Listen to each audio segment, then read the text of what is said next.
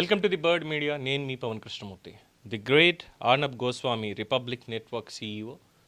ఆయన మాట్లాడుతూ ప్రతిసారి డిబేట్లో ఈ ఇండిగో ఇష్యూ వచ్చినప్పటి నుంచి కూడా తెలుగుదేశం పార్టీ వాళ్ళు ఏదో బ్యాన్ చేశారు అని, బ్యాన్ చేసినటువంటి దానికంటే ఆయన డిబేట్స్ని బ్యాన్ చేశారు అని, అందుకని చెప్పి ఇంకా కఠినమైనటువంటి ప్రశ్నలు వస్తూనే ఉంటాయి. మీరు బ్యాన్ చేసినంత మాత్రాన మీరు ఏం చేయలేరు, రిపబ్లిక్ నెట్వర్క్ని బ్లాక్మెయిల్ అంతకు మించి చేయలేరు అని మాట్లాడుతూ ద సివిల్ ఏవియేషన్ మినిస్టర్ అని మాట్లాడుతూ అక్కడ కూడా ఎలాంటి పార్షియాలిటీ చూపిస్తున్నాడంటే మాట్లాడడానికి టీడీపీ మినిస్టర్ రామ్మోహన్ నాయుడు.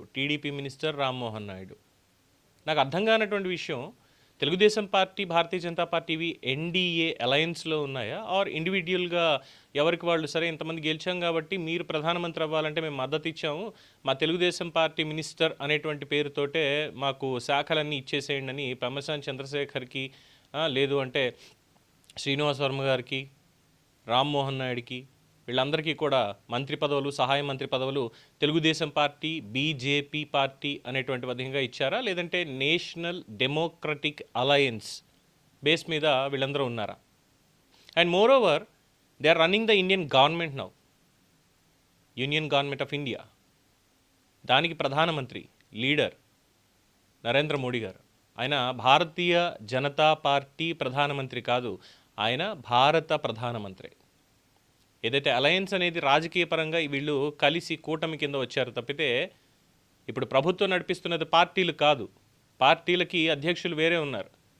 ఒకవేళ పార్లమెంట్ దాన్ని మనం తీసుకున్నట్టయితే, ఎందుకంటే పార్లమెంటరీ బేసిస్ మీదే ఉండాలి, ఫ్లోర్ లీడర్ మోడీ గారు, మినిస్టర్స్ అటు రాజ్యసభలో కావచ్చు, లోక్సభలో కావచ్చు, సభ్యులు అడిగేటువంటి ప్రశ్నలకి సమాధానం చెప్పాల్సినటువంటి బాధ్యత ఉన్నది ministers, council of ministers, cabinet ministers.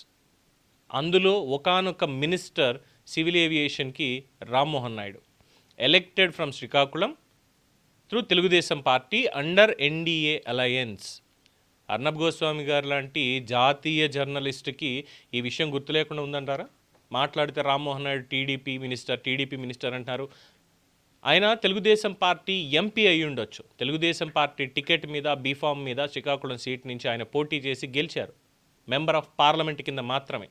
But ఆ భారతదేశపు క్యాబినెట్ ఏదైతే ఉందో, మంత్రివర్గం ఏదైతే ఉందో, ప్రధానమంత్రి నరేంద్ర మోడీ గారి నాయకత్వంలో ఆ క్యాబినెట్లో ఆయన మినిస్టర్, ఎంపీ అనేటువంటిది ఆయన మళ్ళీ శ్రీకాకుళం వచ్చినప్పుడు మాత్రమే గుర్తు చేసుకుంటాం. సివిల్ ఏవియేషన్ మినిస్టర్ అన్నటువంటి పాయింట్ కూడా పక్కకు పెట్టి మా ఎంపీ గారు వచ్చారు అని శ్రీకాకుళం వాళ్ళు అనుకుంటారు. అలాగే అయోధ్య నుంచి గెలిచారా, లేదంటే వారణాసి నుంచి గెలిచారా? వారణాసి నుంచే గెలిచారు కదా నరేంద్ర మోడీ గారు, ఆయన వారణాసి ఎంపీ అని అంటారు. అలాగే భారతీయ జనతా పార్టీ లీడర్ అని ఆయన అంటారు, అంతేగాని భారతీయ జనతా పార్టీ అధ్యక్షుడు అంటారు. భారతీయ జనతా పార్టీకి అధ్యక్షుడిగా ఉన్నటువంటిది జేపీ నడ్డా మళ్ళీ.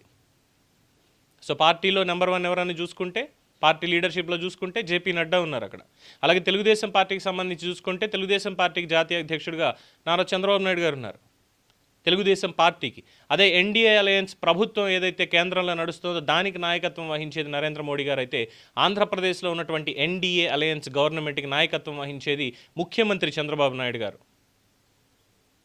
జాతీయ జర్నలిస్ట్ అయినటువంటి అర్నబ్ గోస్వామికి ఇది తెలియకుండా ఉంటుందా? ఏమో, ఎందుకంటే ఆయన చెప్పినటువంటి ప్రకారం సివిల్ ఏవియేషన్ మినిస్టర్కి తెలుగుదేశం పార్టీ మినిస్టర్ అని నామకరణం చేశారు కాబట్టి ఇక ప్రధాని నరేంద్ర మోడీకి కూడా ఆయన భారతీయ జనతా పార్టీ ప్రధానమంత్రి, భారతదేశ ప్రధాని కాదు అని చెప్పి నామకరణం చేసేయచ్చా? దీనికి అభిప్రాయం మీరే చెప్పండి. చూస్తూనే ఉండండి ది బర్డ్ మీడియా.